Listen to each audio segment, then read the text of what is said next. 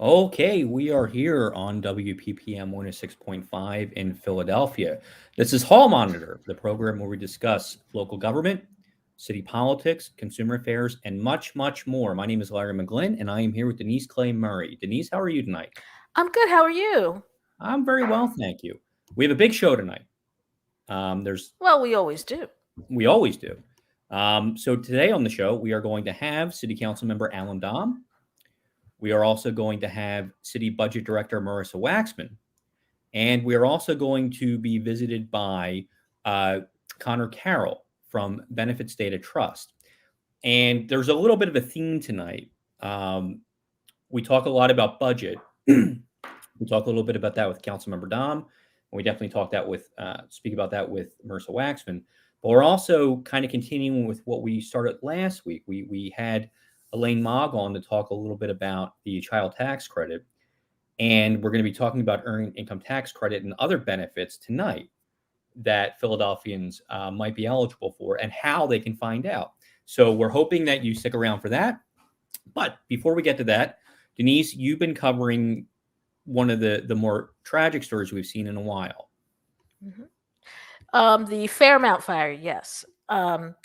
Yesterday, um, Fire Commissioner Adam Teal, Mayor Jim Kenney, um, Council President Darrell Clark, and other officials had a press conference in the mayor's conversation room at City Hall to give their preliminary report on what happened at the Fairmount Fire, what caused it, how much further they're into the investigation, and that kind of thing. And what Commissioner Thiel said in this initial report is that the fire was started with a lighter, and the lighter burned the Christmas tree. Um, they're saying that they got the information about the lighter in the Christmas tree from one of the 5-year-old child who survived the blaze. While Commissioner Teal wasn't willing to say one way or the other that the 5-year-old started the fire, he did say that that it was an incendiary fire, it was fast moving, and that it was indeed the Christmas tree that had caught on fire. And right now that's just their preliminary report, that's their first report, and they're working, and they said they're going to release more information as it becomes available. But they found a lighter near the tree, and um, they had said that the little boy had talked, that when he was interviewed, he said this is what happened.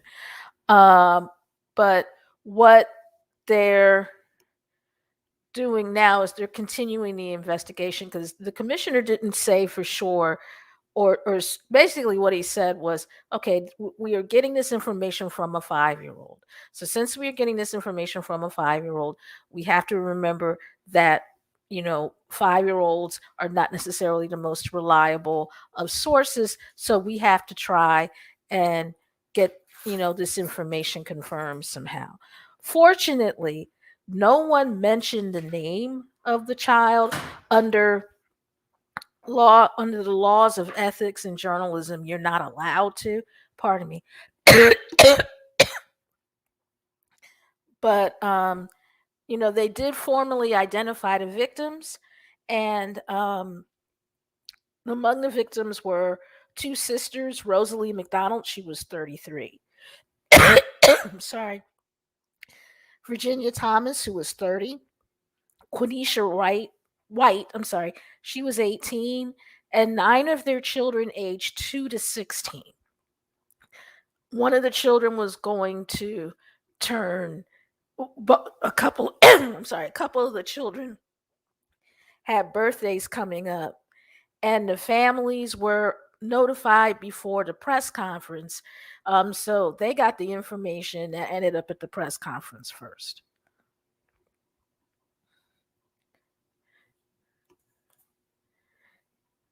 And this, as we talked about last week, the real reason for this tragedy, the real problem here, is a decision to have a lack of affordable housing and just housing in general for people who need it.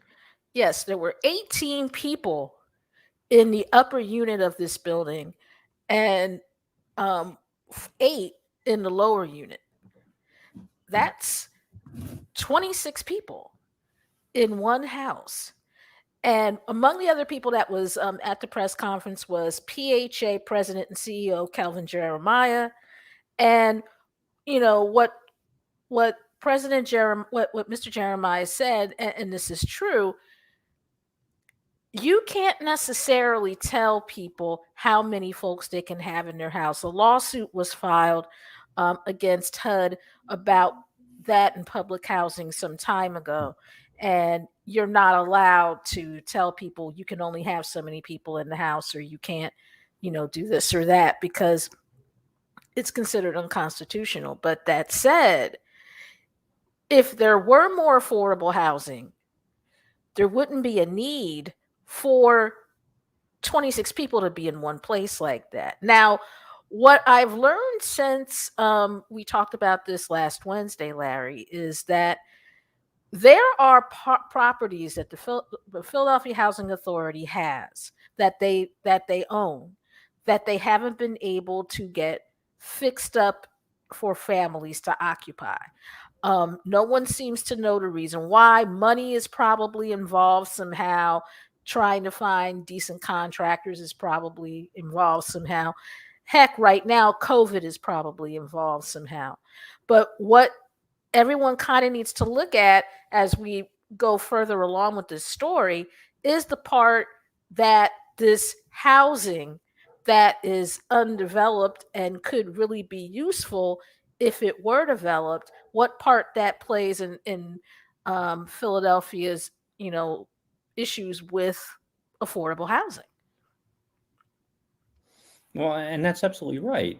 And I don't know enough right now to say that makes sense, that there's housing that hasn't been fixed up, or that it doesn't.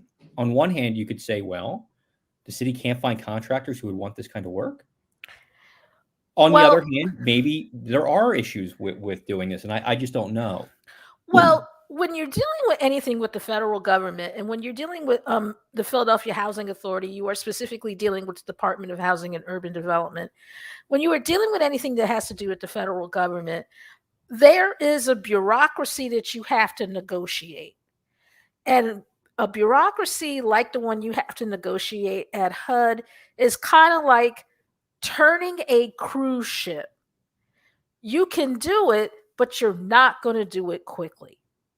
And depending on who has been in charge of HUD at any given moment, and let's just be clear here, during the 4 years that Donald Trump was president, if you expected anything out of HUD with any kind of substance, that wasn't going to happen, mainly because the person who was running HUD, Dr. Ben Carson, knew as much about public housing as I do about brain surgery. Yeah. Which is to say nothing. Right. He was asleep at the wheel. So you have that. When you have someone who does not know what they're doing at the top of the pyramid, that takes that bureaucracy, which is already like turning a boat and it won't go very fast, and basically stops it in its tracks.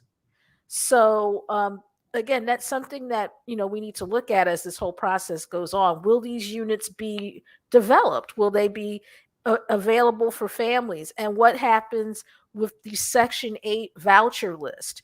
Will people be able to get a voucher? And if they get a voucher, we also have to talk about the fact that there are landlords that will not take Section 8 vouchers because they don't want their apartments to be scrutinized by the Department of Housing and Urban Development because they will be found lacking. Yeah. And again, there's some people that we can bring on in the future that can talk about that and talk about it really well, because it's a real issue. I mean, you get a voucher and you can't really use it because people won't rent to you. So, like I said, there's some people that I know that we can bring on to to kind of tell our listeners a little bit more about that process and why it's a problem. Yeah. Yeah. And we should definitely do that Okay. because this isn't a problem that's going away. No, it's not. All right. Well, Denise, thank you so much for looking into that and continuing to look into that. So now we have an interview with Councilmember Alan Dom. This has been edited down a little bit because we have so many things going on this week. The entire interview will be available on our website, www.hallmonitor.org, our YouTube page, and in our weekly newsletter. So here is the truncated version of our interview with Councilmember Alan Dom. Okay, we are here on WPPM 106.5 in Philadelphia with Councilmember Alan Dom. Councilman, thank you so much for being with us. Oh, thank you for having me, Larry. Appreciate being here. So the first thing I'd like to ask you about is the big story from last year, the big problem. Last year, the city set a record for homicides. How do we make sure that this isn't happening in 2022? And what kind of other quality of life issues should we be focusing on? Well, first, let me just say that cities across the country have the same problem that we're having in Philadelphia. But that doesn't mean we can't deal with it and make it a lot better than it is today. And it is the number one issue by far for Philadelphia is public safety and people feeling that the quality of life is there for them to stay in the city, thrive in the city, not be afraid to go out of their homes. I've heard that from people. We need to bring back that feeling of good public safety. So we have to be committed to solving this current violence epidemic. And there's nothing more important than focusing on this. It's more important than anything else. And when we saw last year, I think the levels of violence last year were one of the highest we've ever seen. I think in 2021, we had about 562 shootings. Unfortunately, that was up dramatically from prior years, dramatically. You know, in 2022 so far, we already have 17 homicides in the first 10 days, which is up 31%. But that's just based on that percentage. But you have to also remember when you go behind the shootings, every one of the victims is a human being, is a family member, has mothers and fathers, has husbands and wives and children and family members and friends and colleagues and classmates. They're human beings, and you can never forget that because these are tragedies that we cannot bring back. It's very sad. And we have to show all Philadelphia, every community where these bullets are flying around our neighborhoods, that we are getting this under control. We need to. There's nothing more important. And we need to do it as a team. We can't do this fragmented. And I'm going to say this to everyone. We can't do this in a political way. This has to be done in working out the solutions in a collaborative way with everyone working together, and put the politics aside for the benefit and safety of the residents of this city. We know in the past what we've been doing hasn't been working well. So we kind of need to think a little out of the box and a little differently. Some of those tools, and I'm going to mention a few, then I'm going to tell you what I think the biggest tool is at the end, is, of course, working together as a team. And I believe this is already starting to happen. And I'm happy that it is happening. And I think we'll see some positive results from this teamwork. We introduced in council a resolution calling upon the administration to bring together the greatest minds in our city of the world-class colleges and universities to work with us and to provide advice, capture data, and guide us in the review of this ongoing research, and also the investment that we put forward as a city council of $155 million for this violence epidemic. So there's also tools that law enforcement needs. And we saw a few years ago, not every police officer, for example, didn't have a cell phone. I mean, we need to make sure that law enforcement has every tool possible to stop the violence, get it under control, and be able to utilize this technology to fight the epidemic. Tech surveillance. I'm sure there's ways of using tech surveillance that we could utilize and social media surveillance that would help us in creating a better environment. And last but not least, and probably the most important, and I don't know if people are aware of this, but the city of Philadelphia launched a pandemic modified version of group violence intervention known as Gvi Strategy in August of 2020. And the goal was to reduce shootings by 30% by the end of 23. The Gvi Strategy was developed by Professor David Kennedy, who we've spoken to, brilliant guy. It's worked in other areas. It's worked in New York. It's working now in Chester.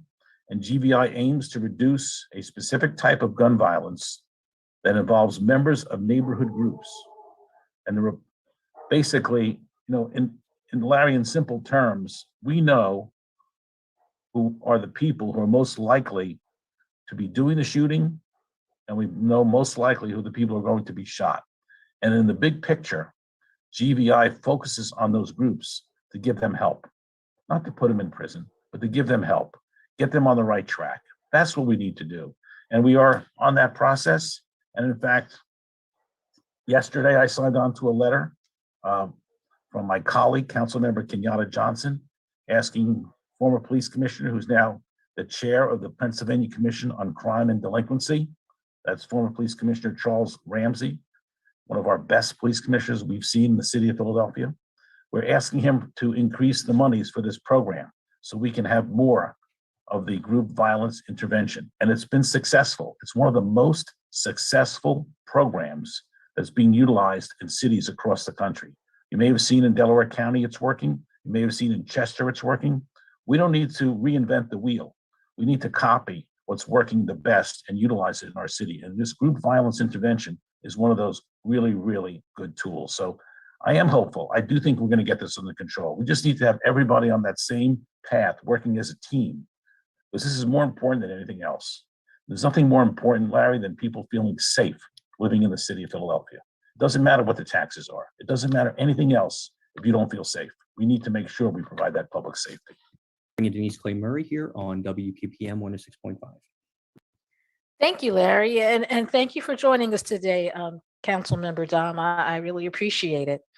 To kind of piggyback on what you were saying about the tax credits and stuff, as you know, the child tax credit that was part of the American Recovery Plan is about to expire.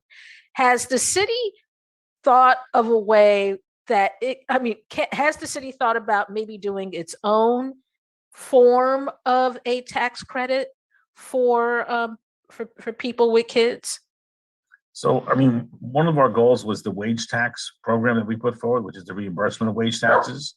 And we'll have to look at that going forward to see if that can be increased and to provide that benefit. But look, the reality is the city doesn't have a ton of money right now. But we do want to try to help those that need the help the most.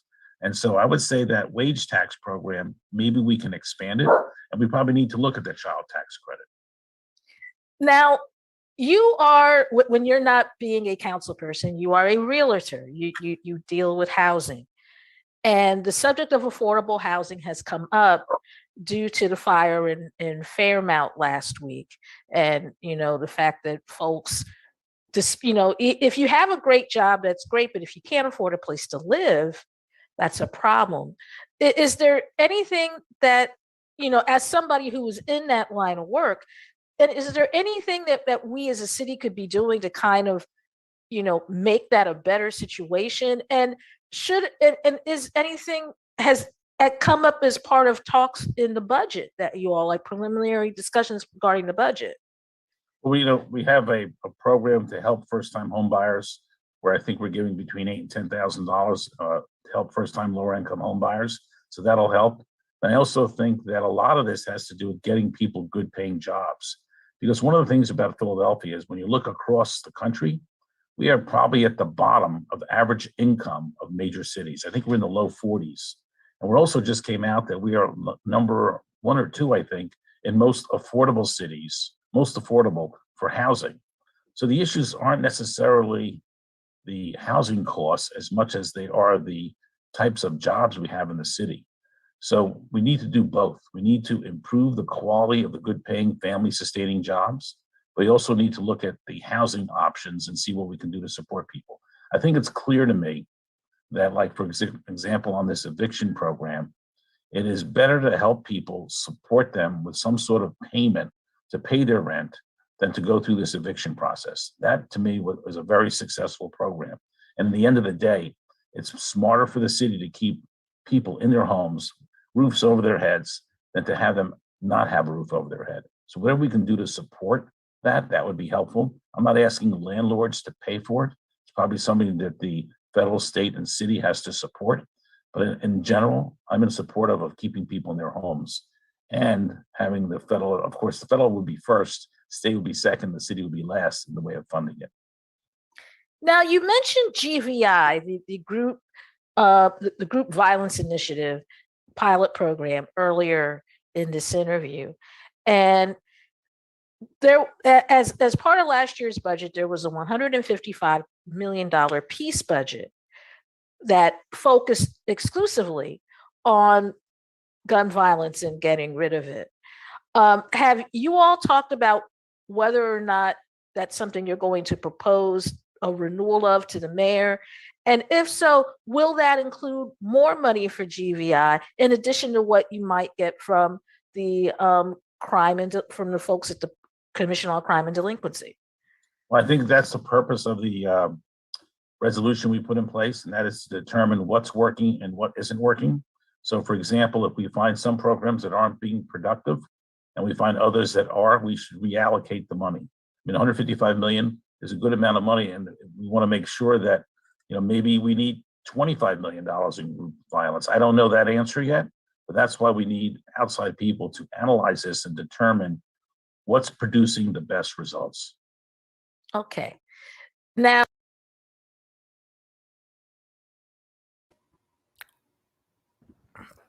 okay, that was an abbreviated version of our interview with Councilmember Alan Dom. The entire interview can be found on our website, www.hallmonitor.org, or our YouTube channel. So Denise, thank you so much. And I didn't think that cut was as abrupt as it was. So now what we'd like to do is play for you an interview we did with Connor Carroll of the Benefits Data Trust, talking about some of the issues we had mentioned with Councilmember Dom. This interview is shorter. It's only about 12 minutes, so we'll play it in its entirety. And you'll hear some of the programs that Philadelphians could avail themselves of and could use as we go forward into the spring.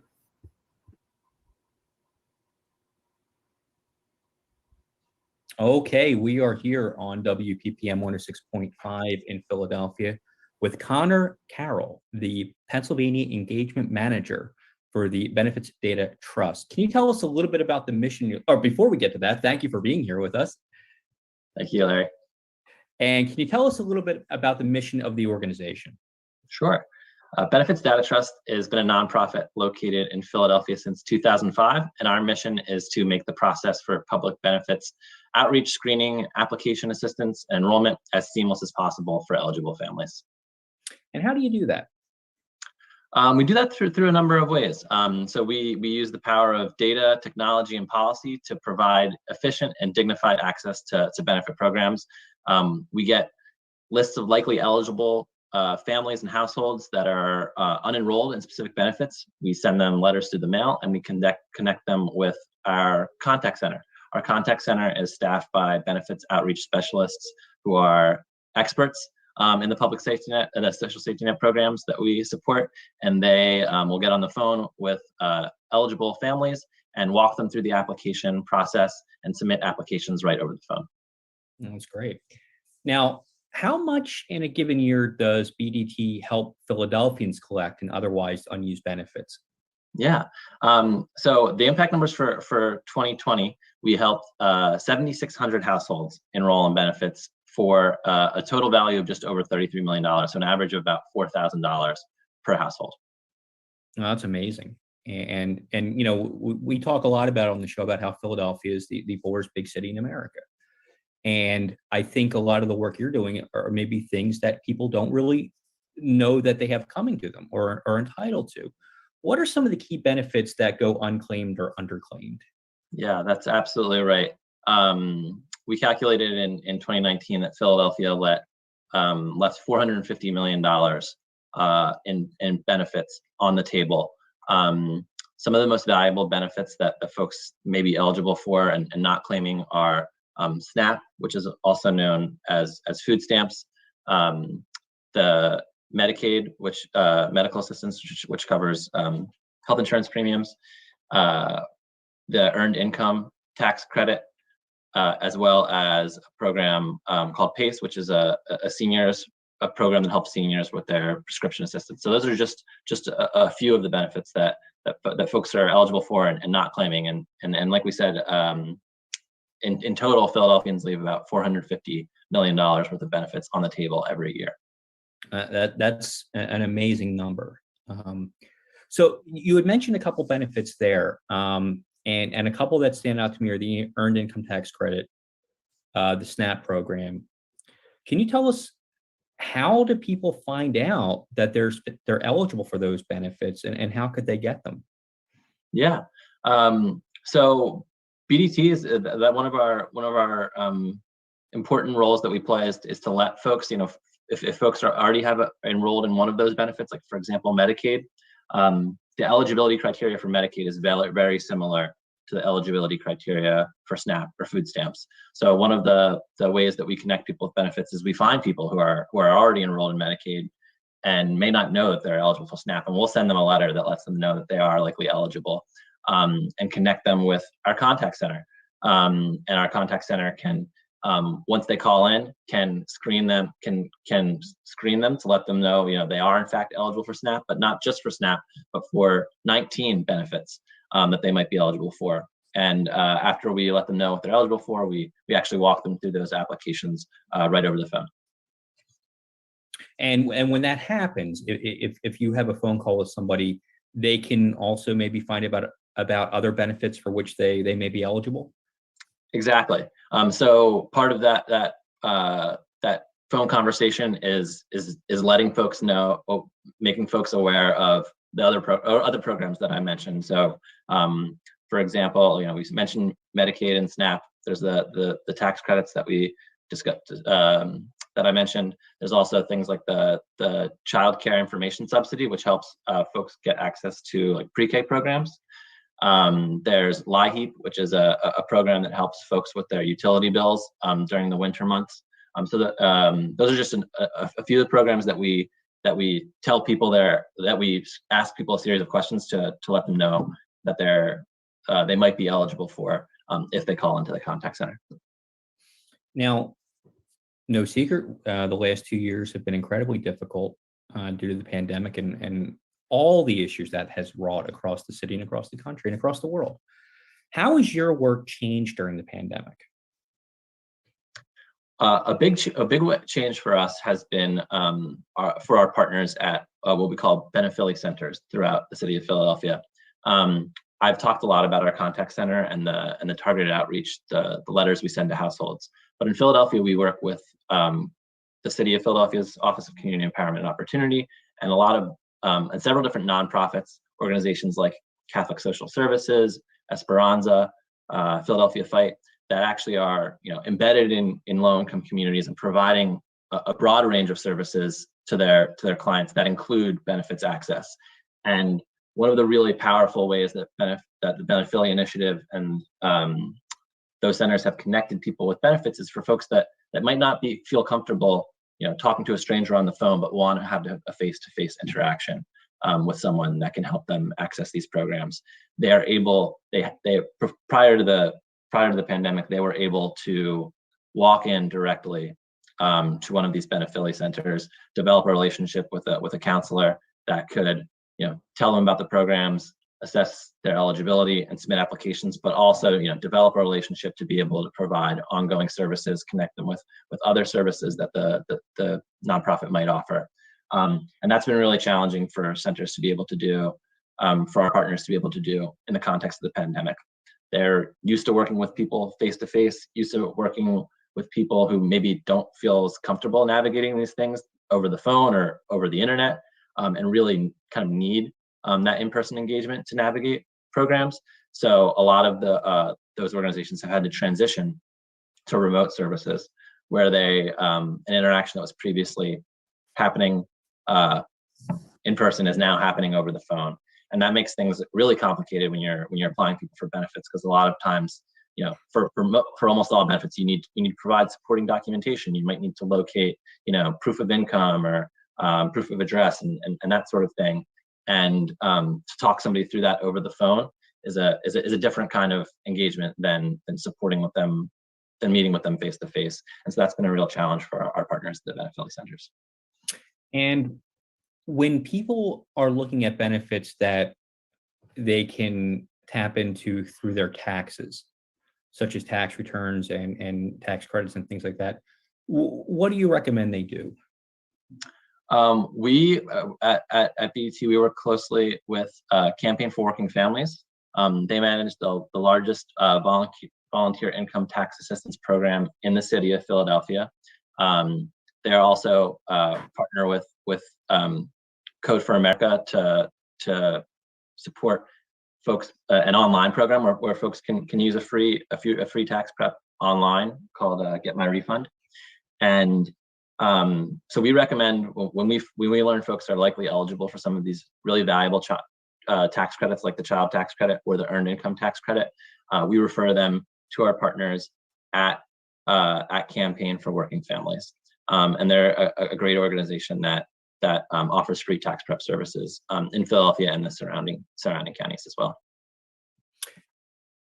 As you're looking at things right now, what do your clients need more of in terms of assistance, or is it tax credits? What is the most pressing thing right now? Well, it's a difficult question to answer. I think a lot of times folks, the biggest thing is folks don't know, what the most valuable, what benefits are available to them, what are the most valuable benefits. So I think, folks might need just the information to know. For example, like during the pandemic, we spent a lot of time trying to communicate the value of filing a tax return, because clients that is not just a way to get the child tax credit or their income tax credit, but the way that the stimulus payments were sent out was only for folks who had a tax return on file for the last 3 years. So for some folks who don't earn enough income to file taxes, we needed to provide them the information they need to know that, like, there's a lot of money available to you. The stimulus payments that every other American got can be available to you, but you need to file a tax return in order for you to receive that payment. So I think that's really the biggest challenge of benefits access work often is letting people know what is available to them, more than responding to kind of demand for a specific benefit. Where can people learn more about what you're doing, and how can they contact you? Sure. We encourage folks to go to our website, which is bdtrust.org, or follow us on social media. So on Facebook, that's Benefits Data Trust, and at Twitter, that's at Bena, BENE, Data Trust, BENEDATATRUST. And if people contact you, they can have a telephone appointment? Yeah, so we actually we offer a hotline. So they would call in directly to our hotline, and a benefits outreach specialist available to talk to them Monday to Friday, 9 to 5. And that conversation would be, they would provide some information, and then you would provide back to them, well, this is what we think is possible, or are there things that they have to do on their own and then come back? They can call without. Usually, we will basically, initiate a conversation with them, assess what they're likely eligible for, and then start the process of completing the applications. And there'll be some next steps typically after the call, which would be to gather documents, like proof of income, proof of address, that sort of thing. But we provide those specific directions for what they need based off what benefit applications they end up submitting. And we'll provide them with that specific information, and they'll have all the next steps they need to submit the documents that they need for their applications. All right. Well, Connor Carroll, thank you so much for being with us. Thank you, Larry. It was a pleasure speaking with you.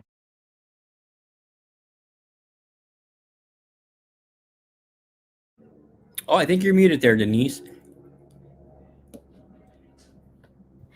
And you're listening to Hall Monitor on WPPM 106.5.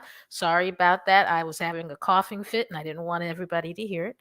And since we're talking about benefits and budgets and affordable housing and all those kinds of things, it makes sense that our next guest is Melissa Waxman.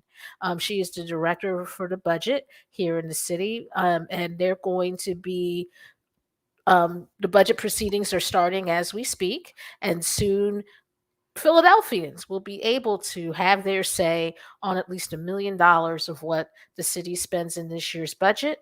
So without further ado, here's Melissa Waxman, and you can get the details, as we talk to her.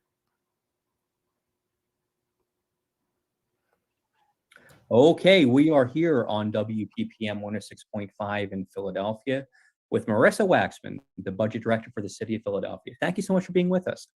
Oh, thanks so much for having me.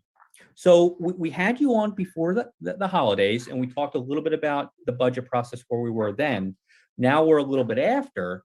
So can you tell us, in terms of preparation for the mayor's budget address, which is sort of that unofficial start of budget season, where are we right now? So where we are is that departments have submitted to the budget office the requests for next fiscal year. And so they've let us know if they're basically flat funded, what they'll be able to do. And this is also the time that they send to us the request for additional funding, what they would do if they had more money. We also have them send to us requests or information about what they would do if they had less. As part of that, we also have departments fill out a racial equity questionnaire so that we understand where their budget thinking and decisions and utilization is intersecting with opportunities to reduce racial disparities. And we also, as part of this budget process, work with colleagues from the Office of Economic Opportunity who set participation goals for city contracts in terms of making sure we're spending our dollars with minority-owned, women-owned, and disabled-owned business enterprises. And so departments have submitted all of those. They were all due January 3rd. We've got a couple of straggler departments who I won't put on blast here, but about close to 90% of departments have turned theirs in. And actually, starting yesterday, the budget office is meeting with the departments one by one to talk about what was in those submissions, get a little bit more color and narrative around the spreadsheets they submitted and the forms they filled out. And so that's where we are now, as in conversations with departments. And how long will that process take? A couple of weeks, or? Yeah, it usually takes us through the month of January to have those conversations. And that helps us begin to develop a sense of where the needs are, what's happening. This year, there's a lot of things that are bubbling up that are sort of, not stuff we've talked about in the past, like the impact of inflation or supply chain issues or labor shortages.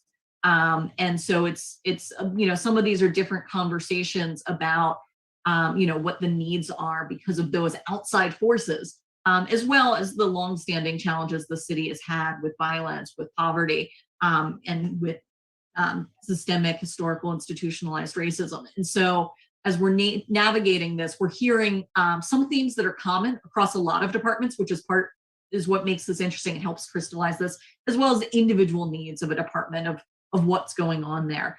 And so that's what we do through January. And then at the same time, at the end of the month is when we start working on our revenue projections, because we're constantly doing this as sort of an iterative process, a push and pull back and forth about how much money do we think we're going to have.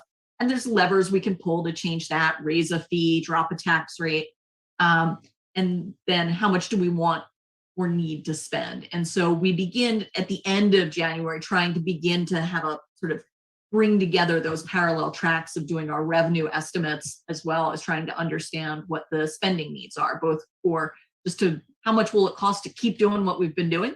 And that can change because of inflation, different things. And then what new investments might we want to make? You mentioned something that I just like to touch on for 1 second.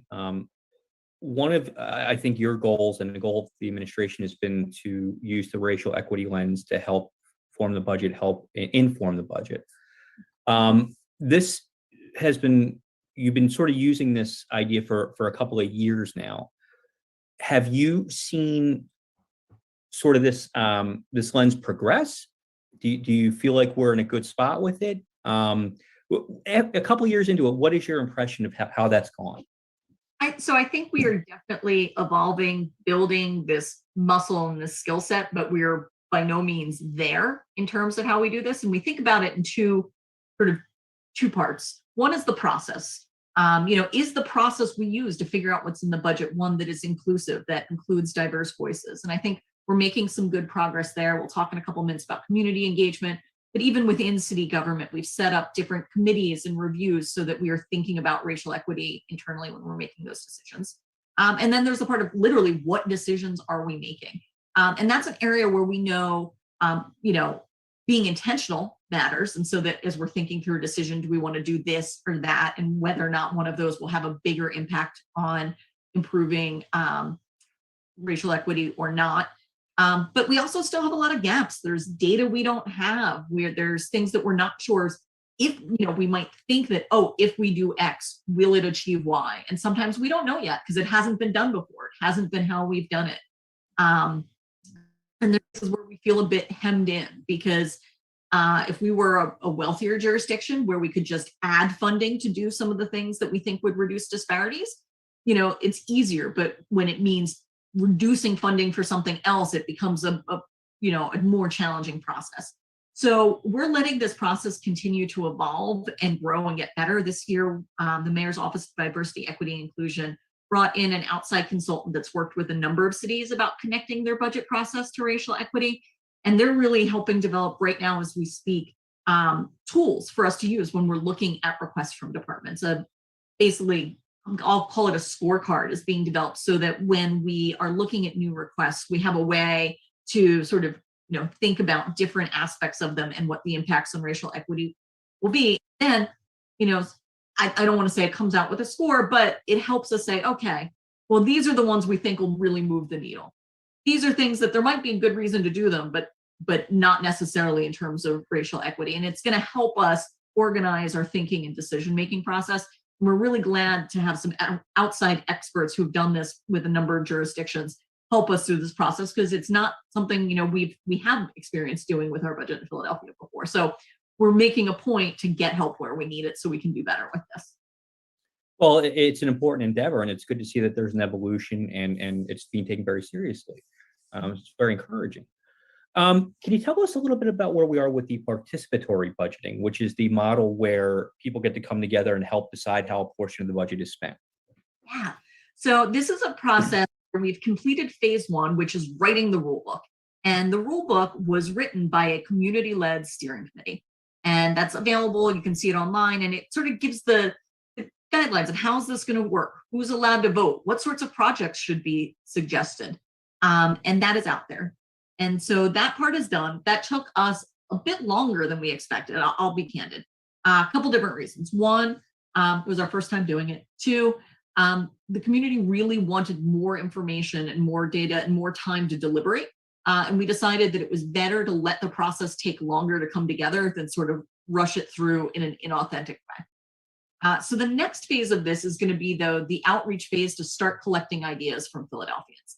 And we're not quite sure how we're going to do that yet, because we had tried to start that process by issuing a request for proposals for outside firms to help us. We were hoping to get some local community engagement firms to help us with that. But we didn't get any bidders on that RFP. So we're trying to look at it. Is it that we had the wrong scope? Was the timing bad? Was it, do we clearly just not have enough money in order to do what we thought we wanted to do? And so we're right now, because we have a charge from that community-led steering committee about how they want the engagement to go. And so right now we're trying to figure out how do we put the resources in place to get that done. So hopefully in the near future, we'll be in a place that we have the resources we need, the right people with skill sets in place to go out to the community and say, start collecting ideas of what that bucket of funds could go for. And then once we've got the ideas, there's a process of refining them down, making sure that they're feasible and will work to get to a smaller subset that the public will vote on. And once the public votes, bing, bang, boom, that's what happens. No mayor has to sign off, no, city council. So once we get there, it's a go, but we want to be really careful with the outreach because we want to make sure we're hearing from folks who don't normally get a say in this process.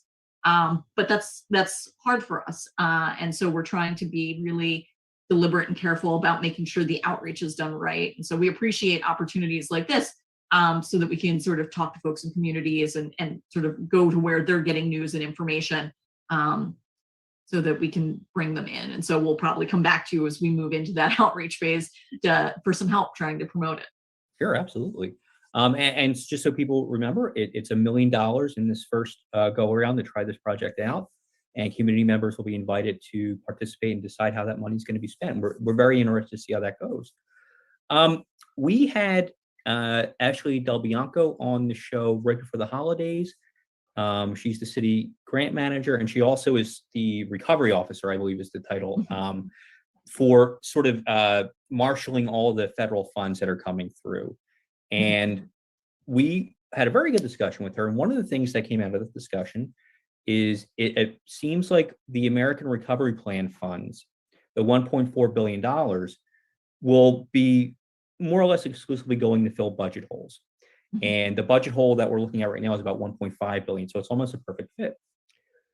Do you think, and maybe it's really hard to tell right now, but at some point, some of those funds may be freed up for maybe anti-poverty programs or some other kind of programming, rather than all going towards the budget?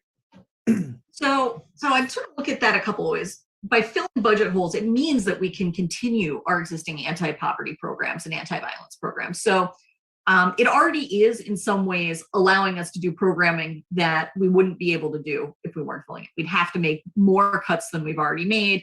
And so programs we are running right now, like promotion and free tax prep to help folks take advantage of the earned income tax credit and the child tax credit. Those are the nation's biggest anti-poverty programs. We want to make sure Philadelphians are able to take advantage of that. And so, but for those dollars coming in and filling our budget gaps, we wouldn't be doing that sort of work. So it is already enabling the anti-poverty work that the city is doing right now. The way that it would be able to help us do more is we'd need something else to sort of then help us through. So if we had lots of economic growth and we had more money in our budget, then we'd be able to channel some of the excess if our taxes come in high, things like that, allowing us to make different decisions. We can also just make different decisions. Part of the budget process each year is relooking at our priorities. And so increasing funding in some areas is always an option. It just sometimes comes with needing to decrease in others. And so that's really how we look at this each year. But if there's, when the pie grows, it gives us more options. And so, if we find ourselves in a position where our revenues are stronger than expected, or there's additional federal relief, that's what really helps free up funding so that we can channel more into certain areas where there's, great need, where clearly our anti-poverty efforts, that's an area of great need. But also for those at the same time, we continue to lobby for state and federal programs that, intervene there and asking for those as well. That, there's a lot of burdens that we shoulder as Philadelphians, but we also want to make sure that, state, federal government is meeting the needs of Philadelphians who are, they're residents of the United States and Pennsylvanians as well. So. Okay. Now, you have something very interesting coming up that I'm very excited about. Tell me about these events that you're doing around the city budget. Yeah. So as I mentioned, priorities shift every year. And we know the past couple of years have had tremendous shifts for Philadelphians about what they want and what they need. And so as we're putting together the budget for next year, we want to make sure we're hearing from Philadelphians. And so that we're doing that a couple different ways. The first thing we're going to be doing is a town hall on January 25th. It's a virtual online town hall because of current public health conditions. But it'll be myself, Mayor Kenny, certain cabinet members. And what we're going to do is first, we're going to talk about a bit about the budget. What's in the current year budget? How do we put it together? But it's also really an opportunity for community members to share with us their ideas, their suggestions, their needs. What do they want? What do they care about? And so we'll make sure that you have the link for folks getting registered for that. and putting that out there. So that's January 25th, 6 p.m. online. And then also, if you're not able to join, that night in person, we'll make sure that there are links to the video on the city's website, probably run it on channel 64, so that folks can check that out. But in addition to that, we want to make sure that we're really digging deep with Philadelphians, and particularly a representative sample of Philadelphians. So we'll also be between January 30th and February 10th running 9 focus groups. Each one will have about 20, 25 Philadelphians. Participants will be compensated for their time. And we're going to sort of do a deeper dive with folks. We're going to give them a bit more information about the budget so that we're grounded. Apologies. But really, it's a time for conversation and discussion in small groups. And part of the reason we're doing this as focus groups is last year we did a big survey. And we did a survey online, or you could respond by phone. It was great. We got more than 10,000 responses.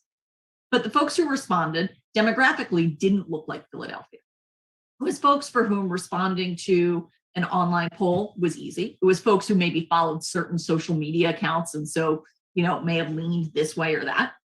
And so while we realized that we got a lot of folks involved and it was pretty easy and cheap to put together, it didn't really tell us what Philadelphians need. So this year, that's why we're focusing on doing these focus groups so that we can get deeper with individuals and have real sort of face-to-face or Zoom-to-Zoom, Teams-to-Teams conversations. But we will also make sure that there are translators available, that you can do it by phone if the internet doesn't work. We have a lot of different options. Okay, I'd like to bring in Denise Clay Murray here on WPPM 106.5. Thank you, Larry. And thank you for joining us, Marissa. You were talking about expenditures that the city might make in terms of anti-poverty programs. As you know, the fire that happened last week in Fairmount, most of that brought up, that fire brought up the problem that the city has with affordable housing. Does PHA, first of all, get money from the city budget? And also, is there anything that the city is looking at in terms of a budgetary thing to specifically address affordable housing? Because this has been a problem for a while. Yeah, well, I will say we do not subsidize the operations of PHA. It's primarily a federally funded agency, a separate governmental entity. But affordable housing, the entire continuum of affordable housing, whether it's our emergency shelter system, rapid rehousing, finding folks permanent housing, up to making sure we are developing and building workforce housing, all of that is part of the city budget, both in our general fund, but also federal funds we get and redeploy. And so there are affordable housing plans across Philadelphia. I don't have the name of it off the top of my head, but the city does have an affordable housing strategy with a goal, I think, of building 100,000 additional affordable units over time. And so there's dashboards that are available online so you can track and see how that is going. So while PHA is its own separate entity, affordable housing is definitely within the purview of city government through a whole spectrum of programs. One of the things also that we have been incredibly effective at and garnered national attention for through the pandemic is our ability to pivot for emergency rental assistance. We talked a lot of times, both for renters and owners, that staying in the home they're in is often the most affordable solution. So we have programs like the Basic Systems Repair Program, which is low interest homes, so that loans for when folks have structural issues in their home. If the thing between them and being unhoused is fixing a boiler or a roof, there are programs through the city to do that. The emergency rental assistance was huge. We actually were able to get even more funding because we proved so efficient in getting that out the door, while some other jurisdictions left money on the table. So there is an entire spectrum around affordable housing. Clearly the need is there. The fire, everything else just further elevates why. But it is great to be able to say that there are, throughout the entire housing spectrum and system, places where we are intervening, making a difference. That the 1.4 billion, is it the money that we're getting from the American Rescue Plan. You said that money was going to fill budget holes. Does that mean that there are places where there might have to be cuts in the budget? And if there is there anything off limits? So hopefully, we're not sure yet for the coming year. We may still choose to dial back in some areas where we can increase for more. And that's just, pandemic, no pandemic, you still make those choices year to year. We're hoping we don't, but earlier in the pandemic, we definitely did. The city sustained layoffs. There were programs that shrank or ended. And so we're now hopefully past the worst of the shrinking down. And now we're trying to figure out, okay, as we stabilize, as we hope to grow in the coming years, where we want to make sure we're investing. So we are hoping that this year doesn't mean another round of cuts. There are economic uncertainties, though. The city revenues have long I would say, about 40% came from the wage tax. And of the wage tax, a really good chunk came from commuters. And when those folks work from home, whether a couple days a week or permanently, then that money doesn't come into the city. And we had made some projections about when folks would start coming back. And we made those last spring, before the Delta variant, before the Omicron variant. And so we might have been a little overly optimistic there. So we're still looking to see what's going on and where we will be with our revenues. And that in part dictates where we will be with, how much room we have to expand versus pull back. When you asked, what's off limits? And I would say that, there are certain parts of our budget that are fixed or inflexible. So we have certain things that we agreed to in the past, pensions for our employees that we must continue to pay into. We have to pay debt service. We're paying when we borrowed money in the past, money that, we have to pay back. So those are some areas that are sort of fixed. We don't have a lot of choice. And there's other areas that are pretty inflexible. Insurance coverage for the city. That's we need it. It can't really go without it. And we don't control the market for that. There are other areas where there are constitutional mandates. We have to provide for the court system. We have to provide certain areas and things. The city controller's office by law must be funded adequately to do its work. So we view about half the budget is fixed or inflexible. And then the other half is more discretionary, where we have some room to make different decisions. Okay, we would like to thank Marissa Waxman for being with us on the program today. The entirety of that interview will be on our website. So on behalf of myself, Denise Clay Murray, Lance Haver, and Allison Durham behind the scenes, we would like to thank you for listening. And we'd also like to thank Councilmember Alan Dom, Connor Carroll from BDT, and City Budget Director Marissa Waxman for joining us tonight.